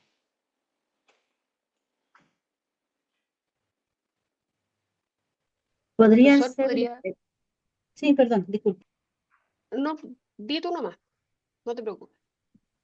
¿Podría ser el pago de la pensión de alimentos? Ya, perfecto. Los alimentos Iba a legales, decir el mismo ¿cierto? ejemplo. Ya, perfecto. Los alimentos puede ser uno. El caso más claro. El padre se obliga a pagar alimentos para con el hijo, no porque quiera pagarle alimentos al hijo, así espontáneamente, sino que el padre paga alimentos al hijo porque la ley así lo obliga. Acuérdense aquello que alguna vez conversamos, creo que en el curso de Derecho Procesal, quienes me acompañan allá. El derecho crea instituciones para hacer probable aquello que sin esas instituciones sería improbable. Si no existiera una ley que obligara al pago de alimentos, lo probable es que si ya el porcentaje hoy día es bajo, sin esa ley sería aún más bajo. ¿Ya? Entonces, en general, las personas no pagan alimentos porque espontáneamente quieran pagar alimentos, sino porque la ley así los obliga. Y hoy en día existe una legislación bastante más intensa, restrictiva, que viene a sancionar más aún a aquellos deudores de alimentos, ¿cierto? Tenemos esta... ¿Cómo se llama esta? Se me fue el nombre, ¿no? Es una especie de Estamos nómina. hablando de la ley de la para pago del AFP. Claro, hay varias sanciones, ¿cierto?, a los deudores de alimentos. Hoy en día existe un registro nacional de deudores alimenticios, Claro, ¿cierto? Y esa tiene una serie de sanciones asociadas. Por ejemplo, la imposibilidad de salir del país, la imposibilidad de sacar pasaporte, la imposibilidad de renovar licencias de conducir, la imposibilidad de sacar por vez primera licencias de conducir, la posibilidad de retenciones adicionales sobre montos de las AFP, etcétera. Entonces, la gente entonces finalmente está pagando alimentos porque la ley así lo obliga. Y en caso de que no lo haga, hay una serie de sanciones asociadas. Marcelo, ¿Sí? también podría ser un ejemplo en la querella infraccional el pago de la multa. Eh, ¿Te refieres a un caso en donde, por ejemplo, una persona que está conduciendo un vehículo va por una vía exclusiva de buses y le pasan una infracción y luego tiene que pagar la multa? Exacto. Eh, ok, habría que entrar a dilucidar si se trata efectivamente de un caso explícitamente en donde la ley le entregue ese mérito a la conducta reprochable, o más bien se trata de un caso de delito o cuasi delito civil infraccional, que es lo que en doctrina se conoce como culpa infraccional, que por el solo hecho de infringir el deber de cuidado establecido en la ley se genera responsabilidad. Ya habría que entrar a dilucidar aquello. Yo no me lo he cuestionado previamente, por lo tanto no le puedo dar una respuesta cierta en este momento. En principio a mí me da la impresión de que está más situado dentro del otro orden, ya dentro del orden de los delitos o cuasi delitos, más bien se trata de responsabilidades de tipo administrativa, por un lado, y por otro lado civiles, en tanto deben pagar igualmente la multa. Pero fíjense, en ese caso la obligación no es pagar o reparar un daño, si es que no ha habido, por ejemplo, un perjuicio, sino que la obligación es pagar una multa. Y la multa y la indemnización son dos cosas diferentes. ¿Ya? La indemnización tiene por propósito indemnizar. La multa en general va a beneficio fiscal. no está indemnizando al Estado por el hecho de haber ido por una vía exclusiva de autobuses, por ejemplo. Y hay que cuestionárselo un poco más. Voy a darle una vuelta y quizás la próxima semana le doy una respuesta, o sea, la próxima sesión. Otro ejemplo claro de ley, en donde la ley más bien le entrega fuerza obligatoria a una obligación de manera directa e inmediata, son los impuestos. Los impuestos son obligaciones. Todos nosotros pagamos impuestos todos los días. Por más mínima que sea la compra, esta está asociada a un impuesto, por ejemplo, al valor agregado, el IVA. Todos pagamos el IVA cada vez que vamos al supermercado y compramos una bebida, el pan, una galleta, lo que sea. Los impuestos son obligaciones. Y estas obligaciones nuevamente son establecidas de forma directa y exclusiva por la ley. Ya, ahí tenemos entonces las fuentes clásicas de las obligaciones. Ahora, ha habido parte de la doctrina que ha criticado este listado, señalando que no se puede tratar de un listado de carácter taxativo o exclusivo, sino que por el contrario hay ciertas fuentes de las obligaciones que han quedado fuera de esta enumeración del artículo 1437. Y así, por tanto, tenemos tesis extensivas. Tenemos tesis extensivas que incorporan al menos dos fuentes de las obligaciones adicionales. Por un lado tenemos a la declaración unilateral de voluntad,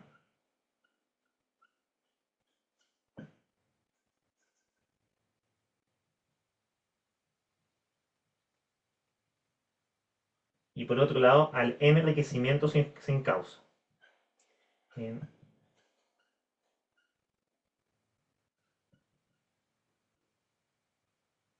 Estas serían dos fuentes adicionales a las ya enumeradas. Pues bien, la declaración unilateral de voluntad supone que una persona se obliga por el solo hecho de manifestar su voluntad.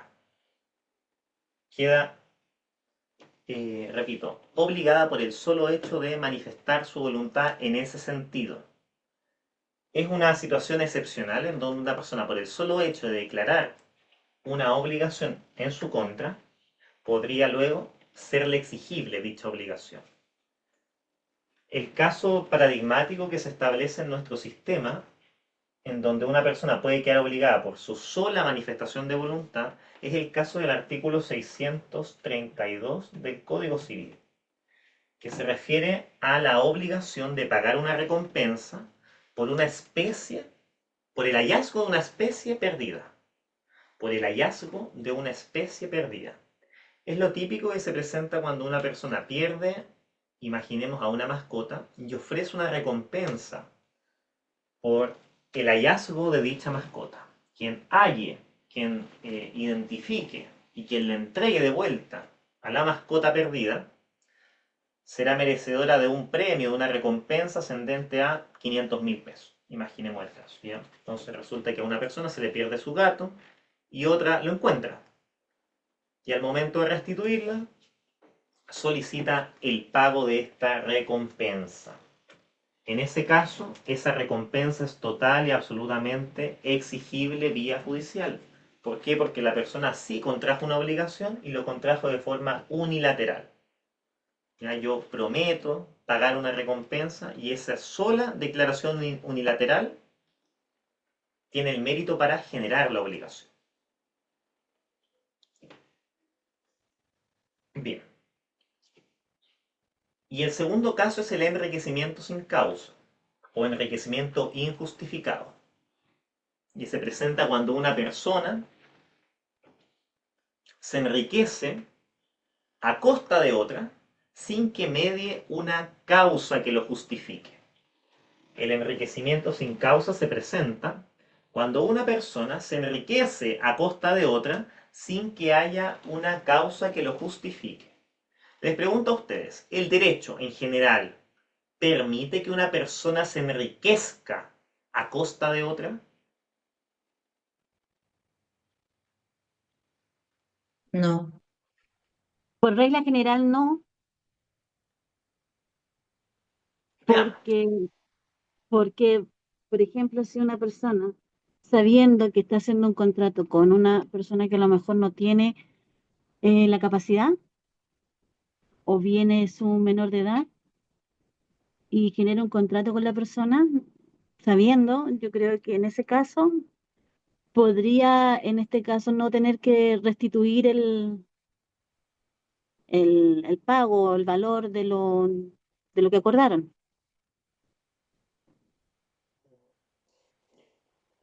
Eh, Vamos a ser precisos en la explicación, ¿ya? Fíjense, el derecho, especialmente el derecho privado, quiero que retengan esto, sí permite que una persona se enriquezca a costa de otra. Es total y absolutamente lícito que una persona pueda enriquecerse a costa de otra. Y esto uno lo ve todos los días. Uno cuando va al supermercado y compra un almuerzo, compra el pan o compra una galleta, querámoslo o no, estamos enriqueciendo, quizá en baja proporción, pero estamos enriqueciendo al final de cuentas al supermercado, le estamos generando utilidades al supermercado. Cuando nosotros celebramos un contrato de trabajo con una empresa, querámoslo o no, le estamos generando valor agregado a esa empresa y también la empresa nos está generando un valor a nosotros. En los contratos bilaterales, en donde el intercambio es justo, ambas partes se enriquecen a costa de la otra. El trabajador se enriquece cada vez que recibe su remuneración y el empleador se enriquece por el trabajo del trabajador, valga la redundancia. Ahora, ese enriquecimiento contractual es total y absolutamente legítimo, es la base de la sociedad. La base de la sociedad y el ordenamiento jurídico así lo ampara, supone que las personas puedan enriquecerse a costa de otra sin ningún inconveniente. Cada vez que uno celebra un contrato de intercambio con otra persona, lo está celebrando porque lo estima conveniente económicamente. Uno no celebra contratos porque los estima inconvenientes para sí mismo, ¿cierto? Por lo tanto, si yo celebro un contrato para con ustedes, yo estimo que ese contrato me está haciendo más rico, me estoy enriqueciendo a consecuencia de este contrato. Y si ustedes deciden celebrarlo para conmigo, lo mismo. Ustedes piensan que están generando un valor agregado que, por cierto, los hace más ricos, los está enriqueciendo, ya sea económica o espiritualmente, lo que sea. El derecho privado permite que una persona se pueda enriquecer a costa de otra. Lo que no permite es que una persona pueda enriquecerse a costa de otra sin que medie una causa que lo justifique. Cada vez que nosotros celebramos un contrato de trabajo con nuestro empleador, la empresa se está haciendo más rica por nuestro trabajo, nosotros nos estamos haciendo más ricos por la remuneración, pero fíjense, existe una causa que lo justifica. Esa causa es el contrato. Si por el contrario no existe una causa que lo justifique, en ese caso el enriquecimiento será injustificado o sin causa. Y eso es lo que el ordenamiento jurídico prohíbe. No prohíbe los enriquecimientos a costa de otro cuando existe causa. Más bien cuando no existe causa, es aquella situación que la ley prohíbe. Así por tanto, en el ejemplo que habíamos dado anteriormente, cuando yo me equivoco en transferirle los 2 millones a Juan Carlos, en circunstancias que debía transferírselos a Luisa, Juan Carlos, que recibió el dinero, se está haciendo rico a costa mía, pero no ha mediado una causa que lo justifique. Por lo tanto, en ese caso, Juan Carlos está obligado a restituirme aquello sobre lo cual se hizo rico, a costa mía.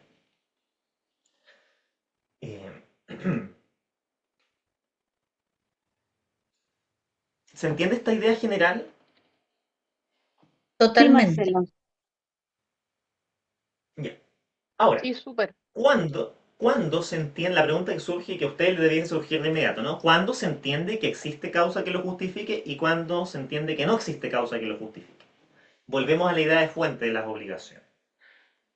Existirá causa que lo justifique en el enriquecimiento cuando haya mediado una fuente legítima de las obligaciones.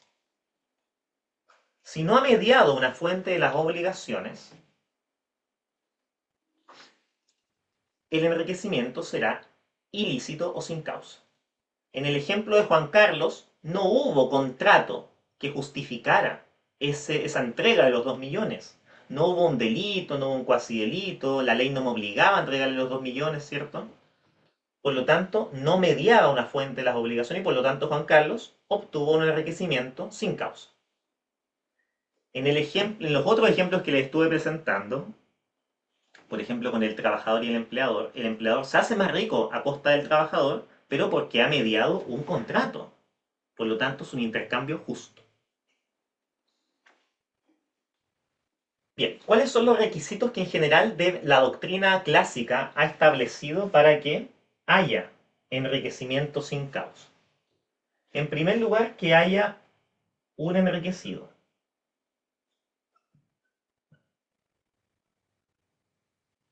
En segundo lugar, que haya un empobrecido.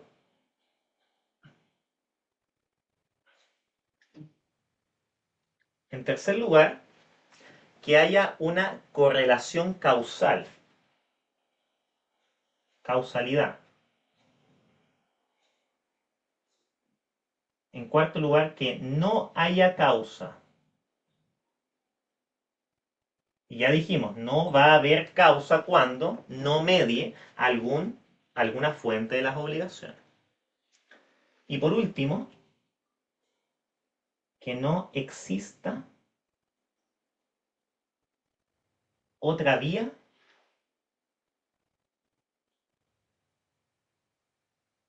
para reparar esta injusticia, llamémosla así.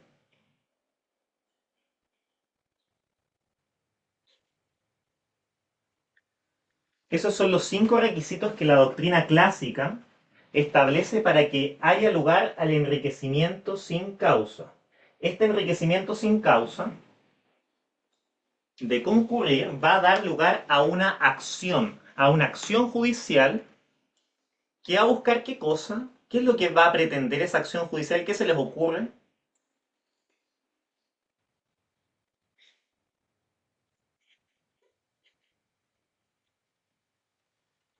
Creo La, que es una acción que da lugar a la restitución. Restitutoria. Exactamente, muy bien ambas, muy bien. Es una acción de naturaleza restitutoria, donde se busca restituir aquello que se enriqueció a costa del otro sin causa. Esa acción recibe el nombre de acción in rem verso.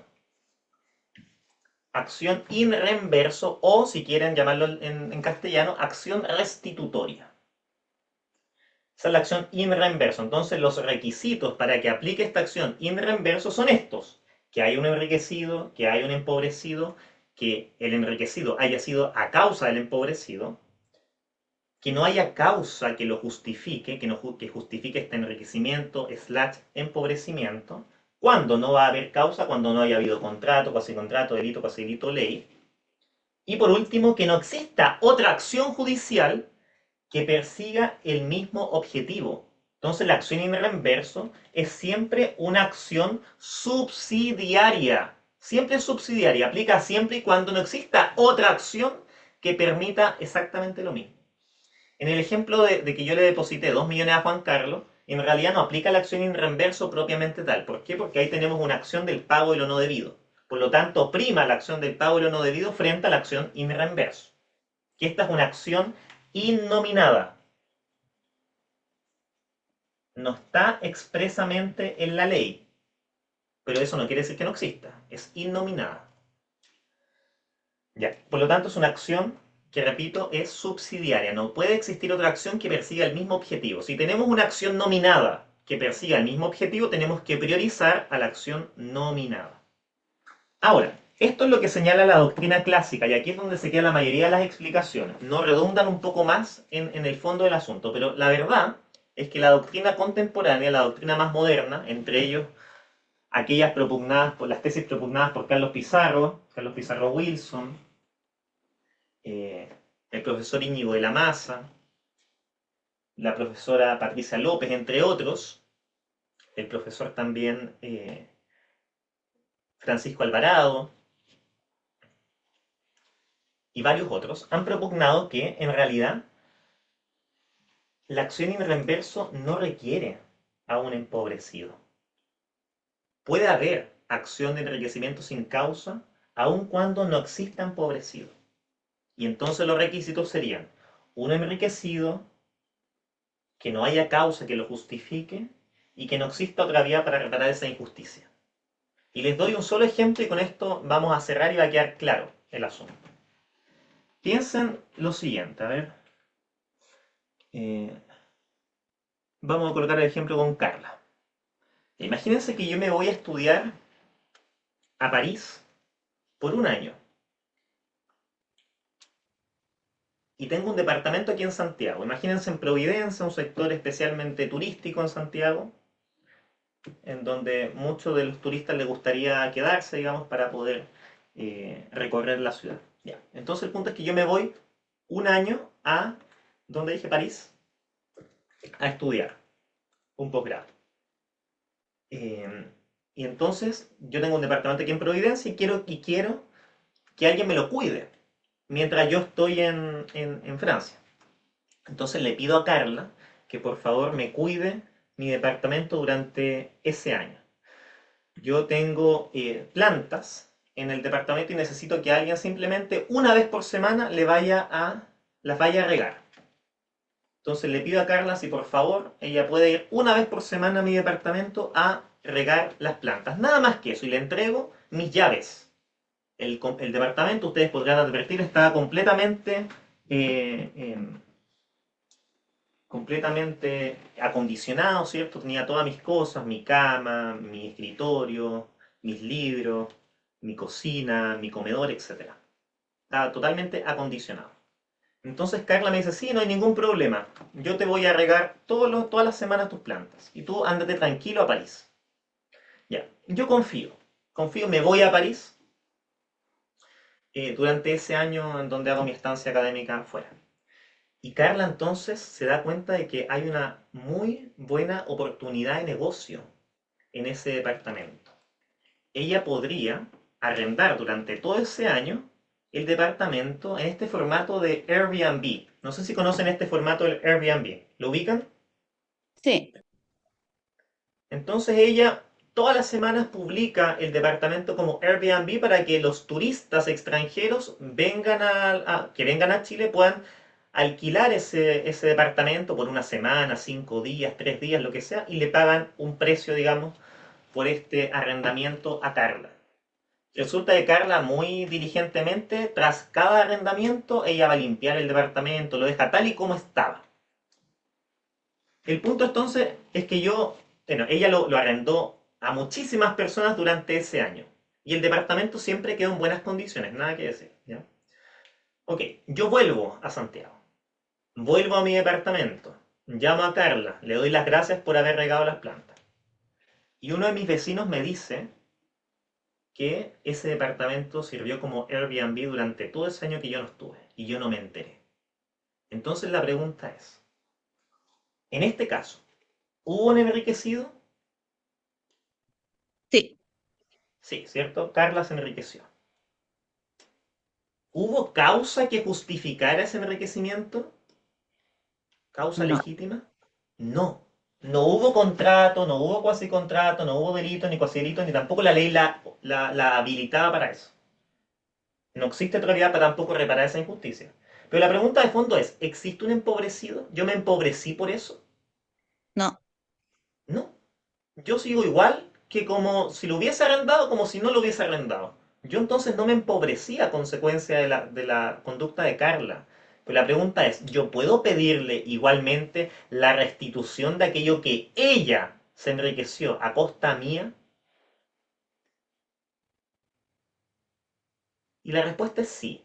Yo puedo pedirle la restitución de aquello que ella se enriqueció porque ella se enriqueció sin la posibilidad de que el derecho protegiera ese enriquecimiento. Ella se enriqueció a costa mía, sin que yo me haya empobrecido, pero aún así sin causa que lo justifique. Por lo tanto, hoy en día la doctrina contemporánea señala que para que haya acción en reverso, Podríamos incluso prescindir del empobrecido. Igualmente procede entonces la acción inversa y yo podría igualmente pedirle a Carla que me restituya los cánones de arrendamiento que ella recibió porque ella nunca debió haberlo recibido. ¿Se entiende el asunto? Sí. Sí, profesor, una consulta. En este caso, entonces, si no hay empobrecido, tampoco hay una relación causal entre el enriquecido y el empobrecido. O sea, esos dos requisitos no están. Claro, sí, la causalidad que hay como floja, ¿cierto? Lo importante es que no haya causa que justifique ese enriquecimiento de Carla. ¿Ya? Ya. Bien. ¿Se entiende lo que hemos conversado hoy?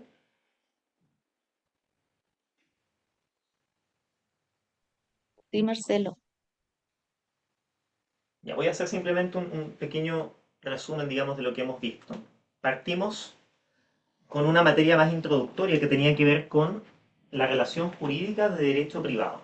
Dentro de la relación jurídica de derecho privado, se interesa principalmente en aspectos patrimoniales por dos tipos de relaciones. Por un lado, la relación de derechos personales y por otro lado, la relación de los derechos reales. Dentro de los derechos personales encontramos a las obligaciones, por lo tanto ahí es donde vamos a empezar a canalizar el estudio. Ya vamos a estudiar en 3 sesiones más la relación jurídica de derechos reales. Ahí vamos a ir por otra vertiente. Pero necesitaba ante todo hacer esa diferenciación conceptual. Para eso distinguimos muy claramente entre derechos reales y derechos personales. Los derechos reales, como ya lo he indicado con bastante insistencia, son aquellos que se ejercen directamente sobre una cosa sin respecto a determinada persona. Son aquellos derechos que yo ejerzo inmediatamente en contra, o sea, en relación con las cosas. Sin perjuicio de que igualmente la sociedad en su conjunto, el sujeto pasivo, que debe respeto a mi derecho real. Y por otro lado tenemos a los derechos personales, que son aquellos que solo pueden reclamarse de ciertas personas que por un hecho suyo o la sola disposición de la ley han contraído obligaciones correlativas. Luego identificamos varios criterios de distinción, ¿cierto? La taxatividad, la fuente de cada uno, el tipo de prescripción que aplica, el tipo de relación en que se interactúa. A partir de eso entonces distinguimos claramente, hicimos esa suma divisio entre los derechos reales y los derechos personales o créditos. A continuación nos pronunciamos sobre la definición más bien de derecho personal y la definición de obligación, identificando sus elementos. El elemento vínculo jurídico, el elemento partes determinadas y el elemento prestación. Dentro de esos elementos identificamos más microscópicamente, si quieren, digamos, las superrelaciones que uno puede identificar, como la relación de deuda, la relación de responsabilidad, y nos dimos cuenta de varias excepciones que uno pudiese identificar en cuanto a las reglas generales. ¿Ya? Una vez evaluado eso, continuamos en relación con el tópico de la fuente de las obligaciones, identificando la teoría clásica de raíz romana, que identifica hasta 5 fuentes, ¿cierto? El contrato, el cuasicontrato, el delito, el cuasidelito y la ley. Y por último nos pronunciamos sobre ciertos comentarios críticos que la dogmática más contemporánea ha introducido a la teoría clásica de las fuentes. Ya no existen 5 grandes fuentes de las obligaciones, sino que a eso es necesario incorporar al menos 2 fuentes adicionales, ¿cierto? Por un lado, la declaración unilateral de voluntad y por otro lado, la obligación de restituir derivada del enriquecimiento sin causa, porque no perdamos de vista que la obligación que está detrás de esto es una obligación de restituir. Entonces, esa obligación de restituir, ¿de dónde emana? ¿Emana del contrato? No. ¿Emana del cuasicontrato? No. ¿Emana del delito? No. Del cuasidelito tampoco y de la ley tampoco. ¿De dónde emana? De que una persona se enriqueció a costa de otra sin que mediara causa que lo justifique.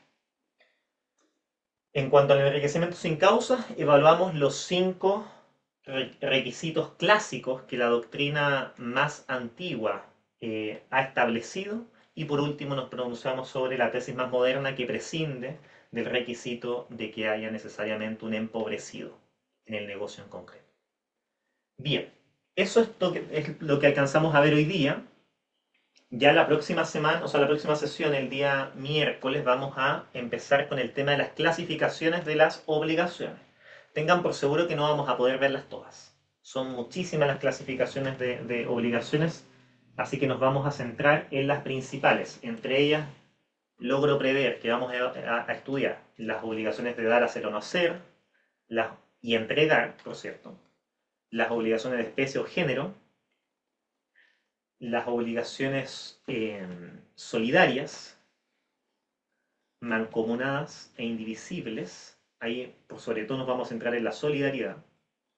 Vamos a estudiar también las obligaciones sujetas a modalidad, condición, plazo y modo, con especial énfasis en condición.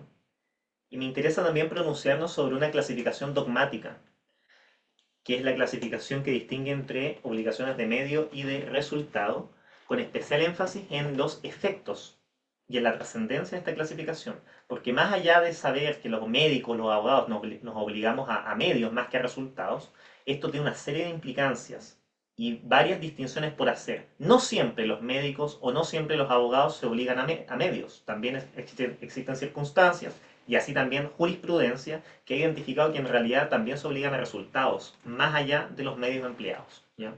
Sobre eso entonces nos vamos a pronunciar desde la siguiente sesión en adelante. Les comento antes de concluir que la sesión del día miércoles vamos a tener que, al igual que la semana anterior, hacerla por la tarde. Tengo que nuevamente hacer una clase en la Universidad de Chile a las 8:30, por lo tanto me coincide con el horario de las 9:30, porque tengo que ir a la facultad después de volverme a la casa para poder hacer la clase aquí.